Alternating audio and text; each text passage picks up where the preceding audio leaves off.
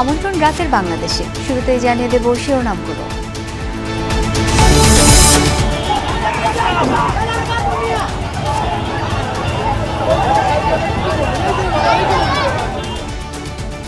ভয়াবহ আগুনে পুড়ল রাজধানীর কালশী বস্তি। নির্বাপনে কাজ করছে ফায়ার সার্ভিসের 13টি ইউনিট, শতাধিক স্থাপনার ক্ষয়ক্ষতি। তার ভিতরে আগুন ধরা দিছে, অনেকগুলো রুম, আমাদের মোট 6টা রুমের ক্ষতিগ্রস্ত হয়েছে। 21 তারিখে আমার ভাঙ্গিয়ে দেওয়া গেছে। আমি মাছ খাওয়া কিছু বাড়ি করতে নাই রে বাবা, ঘর পাই নাই গা। কোরবানির পশুর হাটে বৃষ্টির বাগড়া, চাহিদা বেশি মাঝারি গরুর।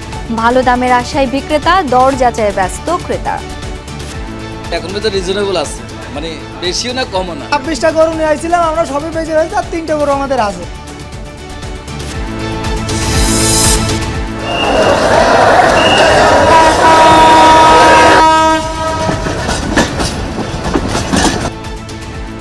প্রিয়জনের সাথে ঈদ করতে ঢাকা ছাড়ছে মানুষ। টিকিট কেটেও ট্রেনে উঠতে পারেননি অনেকে। বাড়তি ভাড়া সহ নানা অভিযোগ বাস যাত্রীদের। টিকিট পাওয়ার পরও যদি আমরা এরকম এই যে উঠতে পারতেছি না, ঝামেলা থাকলেও তো কিছু করার নাই। এগুলো ফেস করে আমরা ঈদের আনন্দটুকু উপভোগ করি, আর কিছু তো করার নেই। এখন যদি সিটের টাকা ফেরত দেয় তাহলে আমাদের লাভটা কি, আমরা কিভাবে যাব? ঈদের দিন বজ্র বৃষ্টির পূর্বাভাস। আবহাওয়ার কথা মাথায় রেখে প্রস্তুত হচ্ছে জাতীয় ঈদগাহ। নগরবাসীকে যেখানে সেখানে পশু বর্জ্য না ফেলার আহ্বান। হাম ও উপসর্গে আরো 17 জনের প্রাণহানি। সিলেটের ছেলেকে কবরে রেখে যমজ কন্যাকে বাঁচানোর লড়াই রাজমিস্ত্রি আতাউরের। মুখে খাবার খাইতে পারে না বাচ্চা, টাকা পয়সা তো যাইতেই আছে, ওগুলো তো রেনবিন কইরে আনেরাম, এটা বহু খরচ ওর।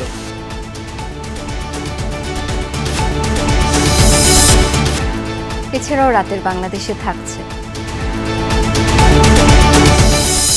لبيك اللهم لبيك لبيك لا شريك لك لبيك। হজের মূল আনুষ্ঠানিকতা শুরু। দিনভর মিনায় ইবাদত বন্দেগিতে মশগুল থাকবেন মুসল্লিরা। কাল আরাফাত ময়দানে খুতবা।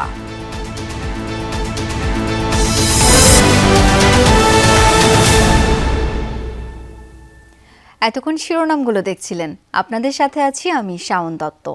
আগুনে পড়ল রাজধানীর মিরপুরের কালশী বস্তি। সন্ধ্যা 7:30টার দিকে আগুনের সূত্রপাত বলে জানিয়েছে ফায়ার সার্ভিস। ঘনবসতিপূর্ণ এলাকায় আগুন ছড়িয়ে পড়ার আশঙ্কায় উদ্ধার ও নিয়ন্ত্রণ কার্যক্রমে বেগ পোহাতে হচ্ছে তাদের। ঘটনাস্থলে পানির স্বল্পতা দেখা দেয়, পুড়ে গেছে বস্তির কাঁচা ও আধা পাকা শতাধিক ঘরবাড়ি। আগুন ছড়িয়ে পড়ার শঙ্কায় কাজ করে ফায়ার সার্ভিসের 15টি ইউনিট। আগুন লাগার কারণ, ক্ষতির পরিমাণ কিংবা হতাহতের বিষয়ে এখনও নিশ্চিত কোনো তথ্য পাওয়া যায়নি। রাত 9:35-এ আগুন নিয়ন্ত্রণের খবর জানায় ফায়ার সার্ভিস।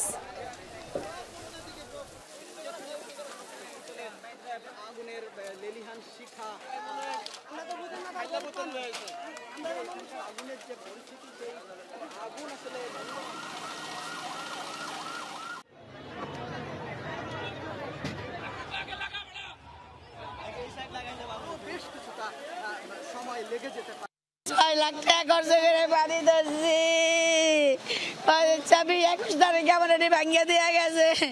আমি মাছ খাওয়া কিছু বাড়ি করতে নাই রে বাবা, ঘর পাই নাই গা। আমাদের 14টা রুম ছিল মোট, তো অনেকগুলো রুম, আমাদের মোট 6টা রুমের ক্ষতিগ্রস্ত হয়েছে।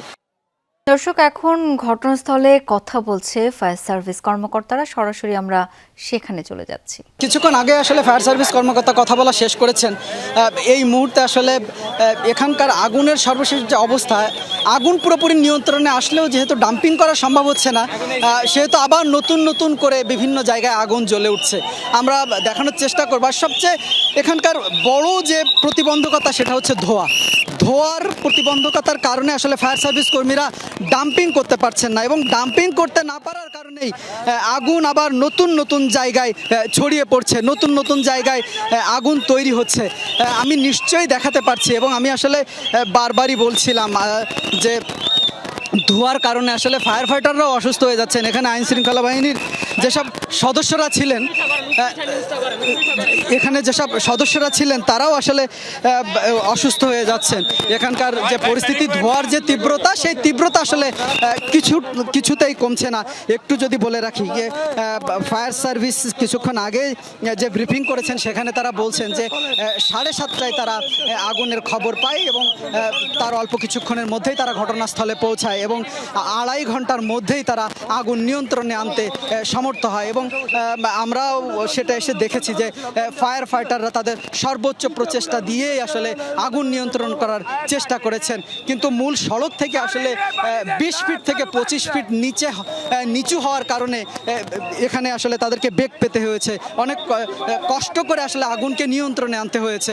তবে আগুন নিয়ন্ত্রণে আনতে পারলেও এখানে বস্তির যে ঘরগুলো ছিল কোনো ঘরই আসলে অবশিষ্ট নেই। রাস্তার পার্শ্ববর্তী ঘর থেকে শুরু করে বস্তির ভেতরের যত ঘর আছে সব ঘরই আসলে আগুনে ভস্মীভূত হয়ে গেছে। এবং যেহেতু ডাম্পিং করা সম্ভব হয়নি, আবার নতুন করে আগুনের লেলিহান শিখা আমরা জ্বলে উঠতে দেখছি। সেটা নিশ্চয়ই আমরা দেখাতে পারছি যে আগুনের লেলিহান শিখা আবারও নতুন করে দাও দাও করে জ্বলে উঠছে। এবং এই পুরো চারপাশে আসলে বস্তিবাসীদের আর্তনাদ ছাড়া আসলে এখন এখানে কিছুই নেই। আইন শৃঙ্খলা বাহিনীর অবস্থান, আইন শৃঙ্খলা বাহিনী পরিস্থিতি নিয়ন্ত্রণের চেষ্টা করছেন এবং যারা ক্ষতিগ্রস্ত হয়েছেন তাদের আর্তনাদ, আইন শৃঙ্খলা বাহিনীর বাঁশি এবং আর্তনাদ, এই হচ্ছে এখানকার সর্বশেষ পরিস্থিতি। এবং ফায়ার সার্ভিস বলছেন আগুন নিয়ন্ত্রণে, এই আগুন আর হয়তো অন্য কোথাও ছড়াবে না, কিন্তু আগুন পুরোপুরি আসলে নেভাতে পারছেন না যেহেতু বাতাস হচ্ছে। এই বাতাসের কারণে আগুনের শিখা আরও বৃদ্ধি পাচ্ছে, আরও বেড়ে যাচ্ছে, কারণ বাতাস আসলে খুব জোরে হচ্ছে না, এমন মিডিয়াম পর্যায়ের বাতাস হচ্ছে যে আগুন নিভিয়ে দিলে আবার অল্প কিছুক্ষণের মধ্যে বাতাসের কারণে আবার আগুনের শিখা জ্বলে উঠছে।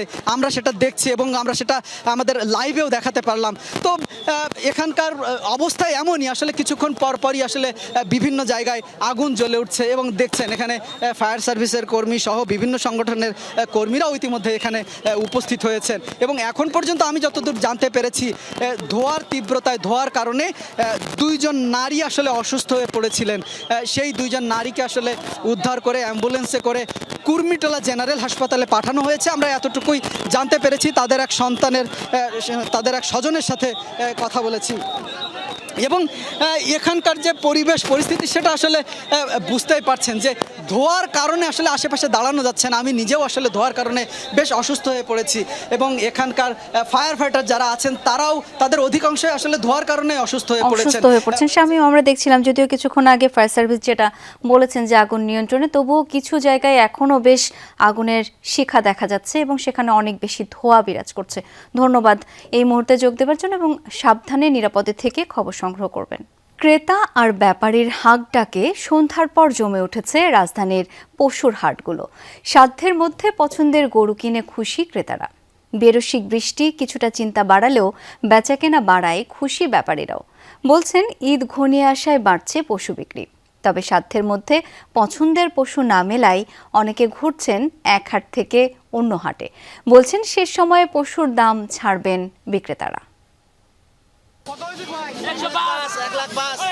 সোমবার সকাল থেকেই বিক্রেতাদের হাঁক ডাকে জমে উঠেছে পশুর হাটগুলো। কেউ পরিবার নিয়ে এসেছেন কোরবানির পশু কিনতে, আবার কেউ এসেছেন বাজার ঘুরে দেখতে। তারা বলছেন কয়েক দফা দরদামেই মিলছে পছন্দের গরু। মানে এখন তো রিজনেবল আছে, মানে বেশিও না কমও না। গত বছর আমি এখান থেকে যে গরু কিনছিলাম আপনার 1.5 লাখ না 55,000 ছিল, সেই গরুই এখন 70,000। গাবতলীর হাটে গরু কিনে সন্তুষ্ট ক্রেতারা। অযথা উচ্চ মূল্যে হাঁক ডাকের দেখা মেলেনি। রাজধানীর অধিকাংশ হাটেই দেখা গেছে এমন চিত্র। দুইটাই বিক্রি করে আমি সন্তুষ্ট, আলহামদুলিল্লাহ। 26টা গরু নিয়ে আইছিলাম, আমরা সবই বেঁচে ফেলছি, আর 3টে গরু আমাদের আছে। আমি আল্লাহর রহমতে 10টা বেরেছি। গাবতলীতে পশুর হাট পরিদর্শন করেছেন ঢাকা উত্তর সিটির প্রশাসক ও ডিএমপির কমিশনার। দুজনেই বলেছেন যে কোনো অন্যায় হলে ব্যবস্থা নেওয়া হবে তাৎক্ষণিক। ব্যবস্থাপনা এবং ঢাকা উত্তর সিটি কর্পোরেশনের যে শর্তগুলো আছে সেটাকে তারা ফলো করছে কিনা সেটার জন্য আমরা মনিটরিং করার জন্য এই ভিজিটগুলোকে আমরা অব্যাহত রাখব। পশুর হাট কেন্দ্রিক পর্যাপ্ত সিসি ক্যামেরা স্থাপন করে সার্বিক আইন শৃঙ্খলা পরিস্থিতি মনিটরিংয়ের ব্যবস্থা রাখা হয়েছে। তবে বেশ কিছু হাটে ব্যাপারীরা পশু বিক্রিতে ছাড়ছেন না দাম। এতে অন্য হাটে ঠু মারছেন কেউ কেউ। এদিকে দুপুরের দিকে মুষলধারে বৃষ্টির কারণে বিপাকে পড়েন ক্রেতা ও বিক্রেতারা। পানি নিষ্কাশনের ব্যবস্থা না থাকায় হাটের কিছু কিছু জায়গায় পানি জমে থাকতে দেখা যায়। দিনে কিছুটা ভাটা থাকলেও সন্ধ্যায় সরগরম হয়ে ওঠে রাজধানীর পশুর হাটগুলো। বাজেটের মধ্যে পছন্দের গরু কিনতে প্রিয়জনদের নিয়ে হাটে আসেন অনেকেই। ক্রেতার সমাগম বেশ ভালোই এবং প্রচুর গরু। আমি এক জোড়া গরু কিনছি, আলহামদুলিল্লাহ শেষ পর্যন্ত পছন্দ মতো কিনতে পারছি। এটা 1,72,000 দিয়ে কিনছি। আমরা সন্তুষ্ট, ওনারা সন্তুষ্ট। বৃষ্টি হওয়াতে মোটামুটি গরুর দাম একটু কমের দিকে। এদিকে দিনের বৃষ্টির প্রভাব দেখা যায় পশুর দামে, তবে বিক্রি বাড়ায় খুশি ব্যাপারীরা। বৃষ্টিতে একটু কষ্ট হইলো, পানি টানি বাজে এরকম, যার তারপর আছি সন্তুষ্ট আছি। এই গরুই মনে না আসে বোঝা আসি কইলে বুঝছেন, এখন যা করতে সাইড এই বৃষ্টির পরে সাইড। গরু 19টা আনছি, 6টা বিক্রি করেছি। বেচা কিনা ঠিকঠাক আছে, বাজার ভালো। এবারও চাহিদার শীর্ষে রয়েছে মাঝারি ও ছোট গরু, বলছেন বিক্রেতারা। প্রত্যাশা আগামী দুদিন বিক্রি বাড়বে কয়েক গুণ। ফয়সাল মাহমুদ, যমুনা নিউজ, ঢাকা। পশুর হাটের খবর সরাসরি জেনে নিতে চাই সহকর্মী হাসিবুল করিম বিজয়ের কাছ থেকে। বিজয়, দিনভর আপনি নানা পশুর হাটের খবরাখবর রেখেছেন। এই মুহূর্তে কোন হাটে রয়েছেন? নতুন করে আমরা জানি যে বৃষ্টির জন্য বেশ ভোগান্তি পোহাতে হয়েছে ক্রেতা এবং বিক্রেতাদের। এই মুহূর্তের আপডেট একটু জানতে চাই পশুর হাটের।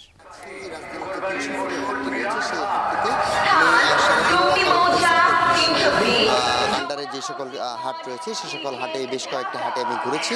রাজধানীর খিলগাঁওয়ের একটি হাটে আমি ঘুরেছি। তবে খিলগাঁও থেকে 300 ফিট এলাকার হাটে এসে যেমনটি আমি দেখতে পেরেছি যে এখানে বিক্রেতা এখন কিছুটা কম, তবে বৃষ্টির কারণে কিছু কিছু জায়গায় আসলে পানি জমে রয়েছে। এই জন্য কিন্তু ক্রেতারা কিছুটা চলাচলে বাধা তৈরি হচ্ছে। ফলে এই হাটে এখন আমি বেলা গড়ানোর সাথে সাথে অর্থাৎ রাত হওয়ার পরে কিন্তু দেখতে পাচ্ছি যে কিছুটা ক্রেতার সংখ্যা কিছুটা কম। তবে যদি বলি শাওন, আমি সারাদিন ঘুরে যেমনটি আসলে দেখতে পেয়েছি যে বৃষ্টি হলেও মানুষের মধ্যে, ক্রেতাদের মধ্যে যে উৎসাহ বা পশু কেনার যে আগ্রহ বা পশু কেনার যে ইচ্ছা, সেটি কিন্তু বেশ দেখতে পেয়েছি এবং তারা কিন্তু অনেক দরদাম করছে, ঘুরছে এবং পছন্দের পশুটি কেনার চেষ্টা করছে। তবে প্রত্যেকটি হাটেই যেমনটি আমি দেখতে পেয়েছি যে মাঝারি এবং ছোট গরুর দাম কিছুটা বেশি, তবে বড় গরুর দাম গুলো সহনীয় রয়েছে এমনটি বলছেন ক্রেতারা। তবে মাঝারি গরুর চাহিদা যেহেতু বেশি, সেক্ষেত্রে মাঝারি গরুর কিন্তু দামও কিছুটা বেশি হাঁকাচ্ছেন। তবে এই 300 ফিটে বেশিরভাগ গরুই কিন্তু বড় সাইজের গরু, এমনটাই আমরা দেখতে পাচ্ছি। তো সব কিছু মিলিয়ে যদি বলি শাওন, এই মুহূর্তে 300 ফিট হাটে ক্রেতার সংখ্যা কিছুটা কম বলা চলে। তবে ঈদের যেহেতু আর 2 দিন বাকি আছে, এই আগামী 2 দিনে ক্রেতার সংখ্যা আরও বাড়বে এমনটাই প্রত্যাশা করছেন যারা বিক্রেতা রয়েছেন। তবে আমি যদি বলি যে এখানে ক্রেতা যারা রয়েছে তারা আসলে আশাবাদী যে এই হাটে আরও ক্রেতা বাড়বে এবং বেচাকেনা আরও বাড়বে। এবং এখানে যে গরুর দাম রয়েছে, অনেক ক্রেতার সাথেও কথা হয়েছে, তারা বলছেন যে গরুর দাম এখন পর্যন্ত সহনীয়, তবে আরেকটু কমলে তাদের জন্য একটু ভালো হতো এবং তারা তাদের সাধ্যমতো আসলে কোরবানির পশুটি কিনে নিয়ে যেতে পারত। বিজয়, অনেক ধন্যবাদ আপনাকে। কোরবানির ঈদে সরকারি ছুটির প্রথম দিনেই লঞ্চ, ট্রেন ও বাস যোগে বাড়ি ফিরছেন মানুষ। লঞ্চে ও বাসে তেমন যাত্রীদের চাপ দেখা যায়নি। এবার যাত্রীদের সুবিধা ও নিরাপত্তায় লঞ্চ ঘাটের ব্যবস্থাপনায় বেশ কিছু পরিবর্তন আনা হয়েছে। কোথাও কোথাও অতিরিক্ত ভাড়া নেয়ার অভিযোগও করেছেন যাত্রীরা। এদিকে সায়েদাবাদ বাস টার্মিনালের একাধিক টিকিট বিক্রেতার বিরুদ্ধেও একই ধরনের অভিযোগ মিলেছে। সেই সাথে যাত্রীদের ভুয়া টিকিট দেওয়ার অনিয়মও ধরা পড়েছে ম্যাজিস্ট্রেটের অভিযানে। তবে ট্রেনের চিত্র পুরোপুরি ভিন্ন। কমলাপুর রেল স্টেশনে ছিল যাত্রীদের উপচে পড়া ভিড়। কদিন বাদেই কোরবানির ঈদ উৎসব উপলক্ষে এই সময়টায় বিভিন্ন গন্তব্যের উদ্দেশ্যে রাজধানী ছেড়ে যায় প্রায় কোটিখানেক মানুষ। ঈদে বাড়ি যেতে কেউ কেউ বেছে নেয় নদীপথ, কেউ বা ধরেন সড়ক পথ, আবার কারো পছন্দ ট্রেন। ঘরমুখো মানুষের নির্বিঘ্ন যাত্রা নিশ্চিতে এবার লঞ্চ ঘাটের ব্যবস্থাপনায় আনা হয়েছে বেশ কিছু পরিবর্তন। তবে এর মাঝেও কোথাও কোথাও মিলেছে অতিরিক্ত ভাড়া আদায়ের অভিযোগ। আগেরবার তো যে লঞ্চে অনেক যাত্রীগুলা যে নৌকা দিয়ে উঠছিল, এবার তো নৌকা দেখা যাচ্ছে না, নৌকা বাদ দিয়ে দিছে, এখন তো সবাই দেখি যে টার্মিনাল দিয়ে আসতেছে। এবারে ব্যবস্থা আগের তুলনায় অনেকটা ভালো। জ্যাম নাই, এমন সর্বদিকে তো ইনশাল্লাহ ভালো দেখি আগের থেকে। আমরা সবসময় মাস্টার কেবিনে যাই 700 থেকে 800 টাকা ভাড়া, সেই জায়গায় আজকে মাস্টার কেবিনে 1200 টাকা ভাড়া নিচ্ছি। সিনিয়র যাত্রীদেরকে, অসুস্থদেরকে এখানে হুইল চেয়ারের ব্যবস্থাপনা আছে, ব্যাগের ক্ষেত্রে ট্রলির ব্যবস্থাপনা আছে। কুলিদের বিষয়ে বিভিন্ন অভিযোগ শোনা যেত, কোনোটাই শোনা যাচ্ছে না, এবং নির্দিষ্ট সময়ে লঞ্চগুলো আসছে এবং যাচ্ছে। এদিকে কমলাপুর রেল স্টেশনে সকাল থেকেই ছিল উপচে পড়া ভিড়। কিছু ট্রেনে ঘণ্টাখানেক যাত্রা বিলম্ব হওয়ায় অস্বস্তিও ছিল যাত্রীদের মাঝে। টিকিট কেটেও ভিড় ঠেলে ট্রেনে ওঠার লড়াইয়ে ব্যর্থ হয়েছেন অনেকে।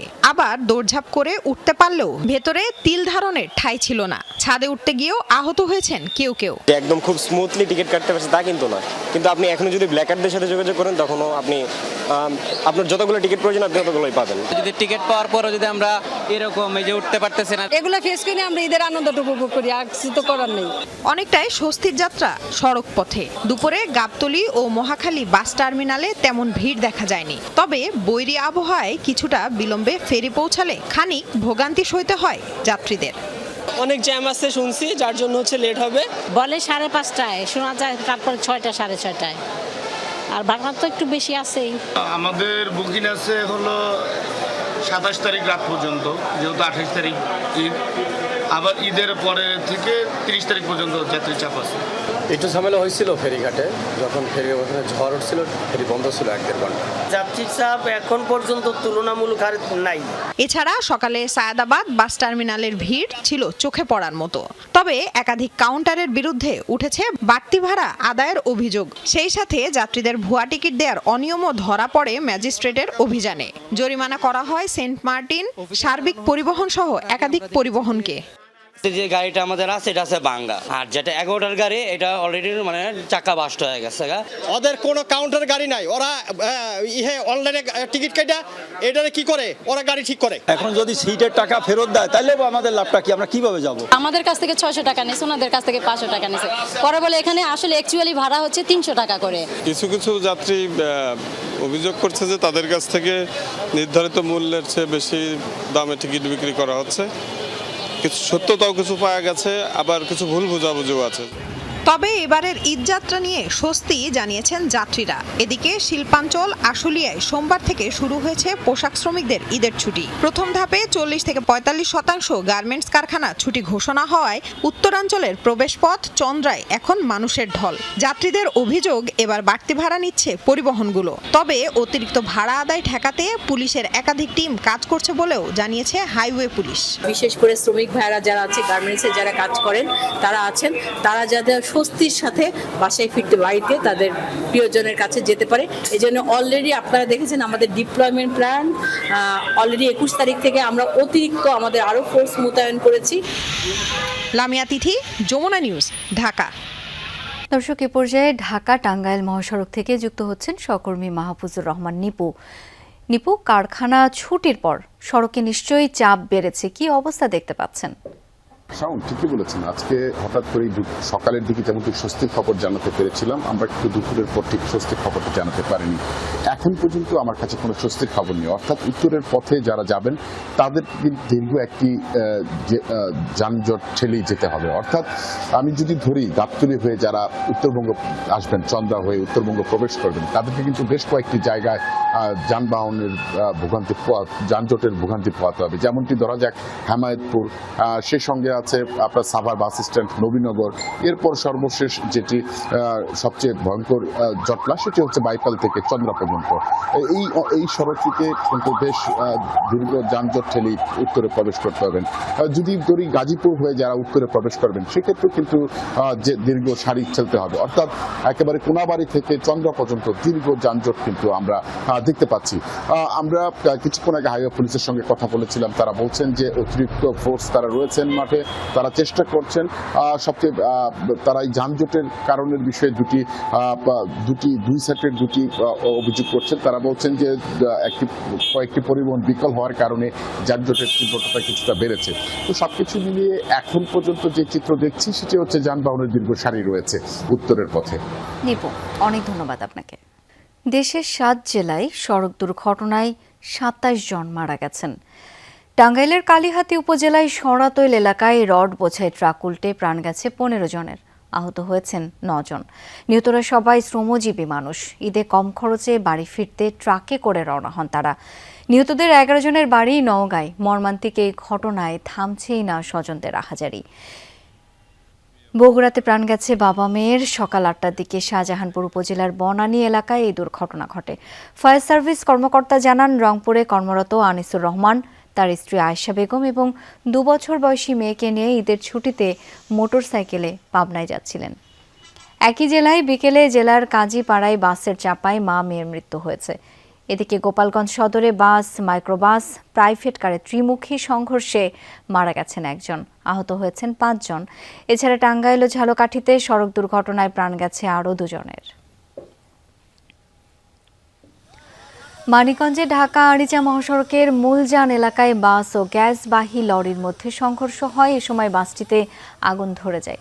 দ্রুত বাসটিতে থাকা যাত্রীরা নেমে পড়ায় হতাহতের ঘটনা ঘটেনি। পরে ফায়ার সার্ভিস খবর পেয়ে আগুন নিয়ন্ত্রণে আনে। এদিকে দুর্ঘটনার কারণে ঢাকা আরিচা মহাসড়কে যানজটের সৃষ্টি হয়। পরে ক্ষতিগ্রস্ত গাড়িগুলো সরিয়ে নিলে স্বাভাবিক হয় চলাচল। ঈদের প্রধান জামাত সকাল 7:30টায় জাতীয় ঈদগাহ ময়দানে অনুষ্ঠিত হবে, যেখানে অংশ নেবেন রাষ্ট্রপতি ও প্রধানমন্ত্রী সহ বিভিন্ন শ্রেণী পেশার মানুষ।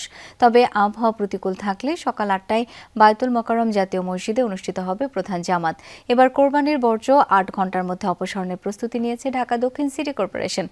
এদিকে ঈদের দিন বজ্রপাত ও ভারী বৃষ্টির আভাস দিয়েছে আবহাওয়া অফিস।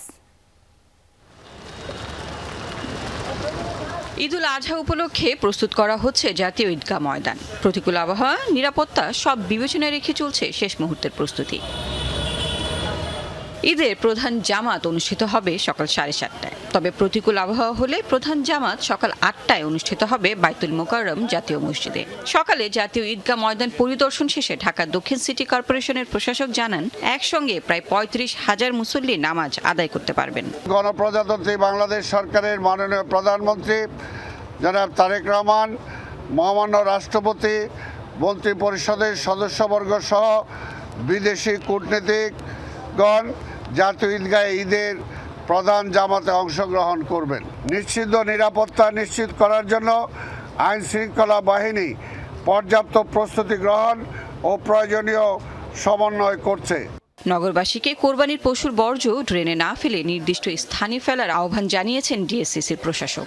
8 ঘন্টার মধ্যে অর্থাৎ রাত 9:30 মধ্যে ঈদের প্রথম দিনের বর্জ্য অপসারণ করা হবে ইনশাআল্লাহ। সিটি কর্পোরেশন কর্তৃক কোরবানির স্থান নির্ধারণ করা হয়েছে।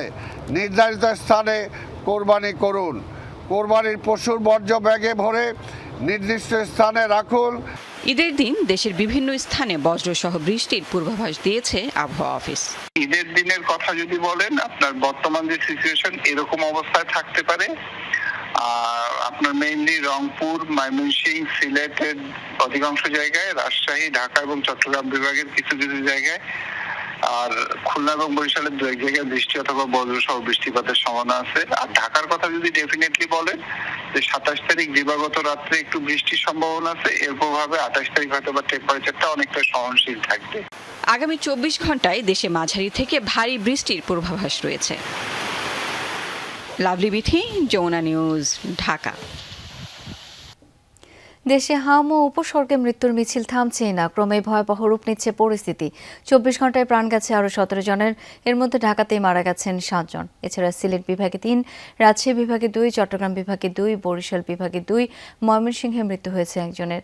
প্রাদুর্ভাব শুরুর পর এ নিয়ে মোট মৃত্যুর সংখ্যা দাঁড়ালো 545 জনে। 24 ঘন্টায় দেশের বিভিন্ন হাসপাতালে নতুন রোগী ভর্তি হয়েছেন 1224 জন। এর মধ্যে সিলেটে নতুন করে হাসপাতালে ভর্তি হয়েছেন 58 জন। বর্তমানে জেলার বিভিন্ন হাসপাতালে ভর্তি রোগীর সংখ্যা 270 জন। ময়মনসিংহ মেডিকেলে 14 জন ভর্তি হয়েছেন। বর্তমানে হাসপাতালটিতে ভর্তি আছেন 77 জন রোগী। অন্যান্য বিভাগের বিভিন্ন হাসপাতালে ভিড় রয়েছে রোগীদের। এই পরিস্থিতিতে হামের চিকিৎসায় দায়িত্বরত চিকিৎসক, নার্স ও জরুরি স্বাস্থ্যকর্মীদের ঈদের ছুটি বাতিল করা হয়েছে।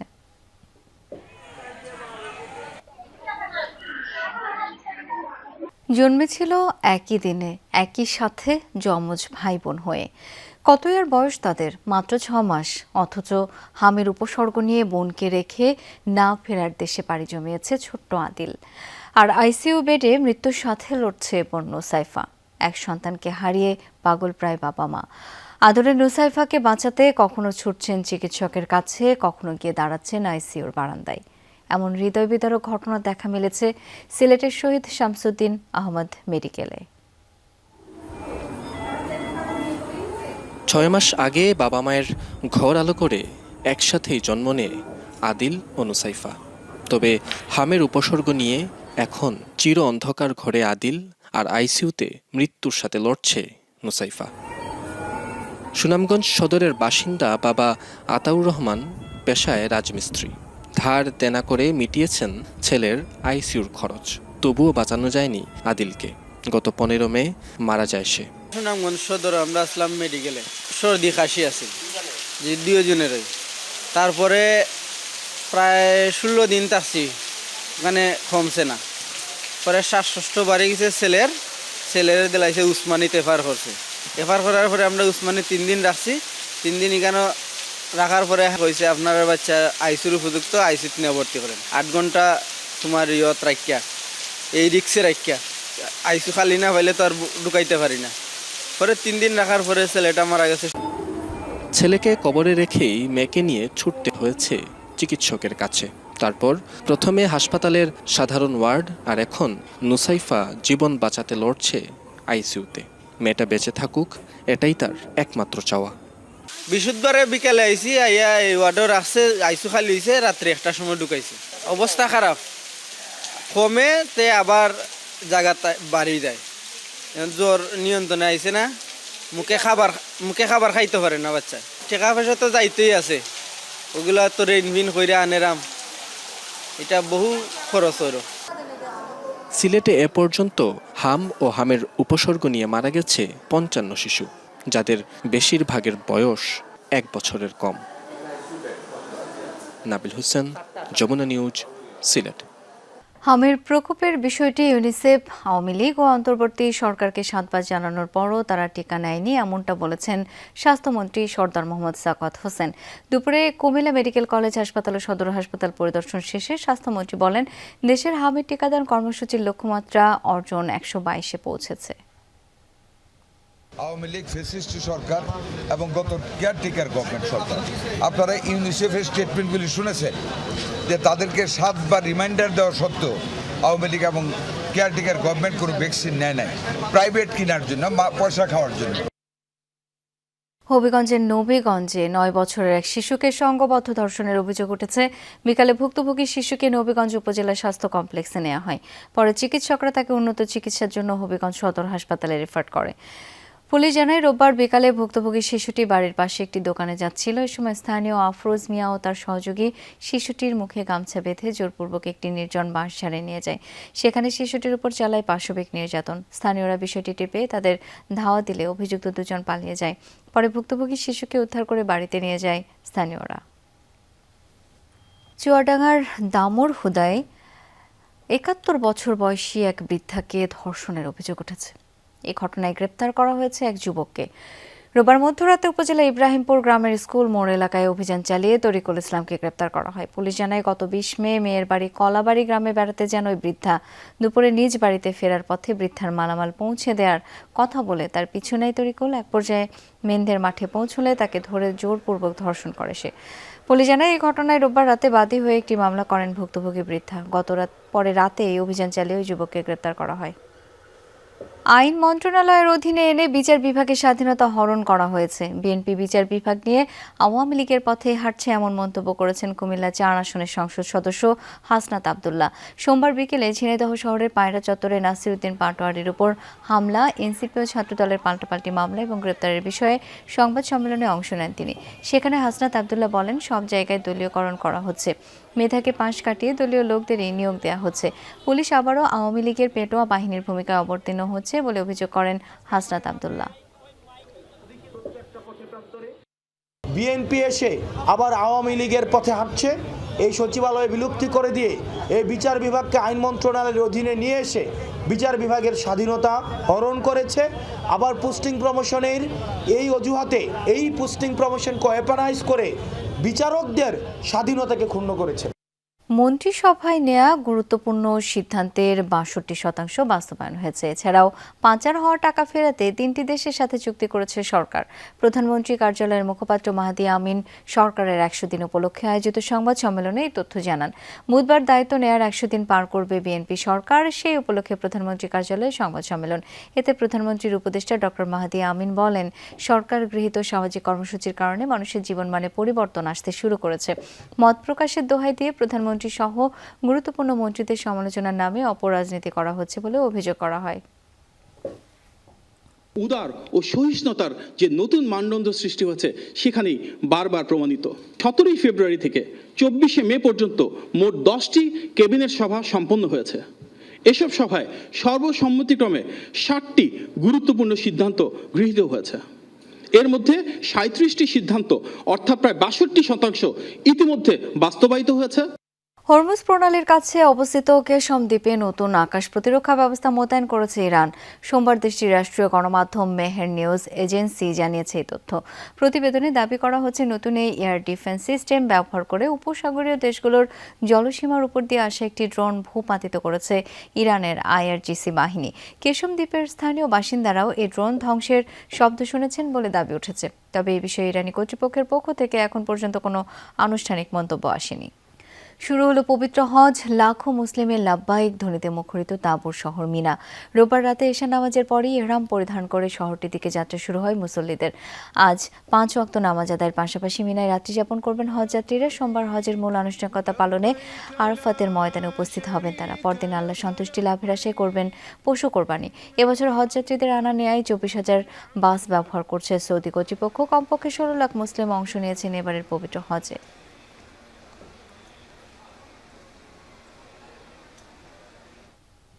এই ছিল রাতের বাংলাদেশের আয়োজনে। ধন্যবাদ এতক্ষণ সাথে থাকার জন্য। শুভরাত্রি।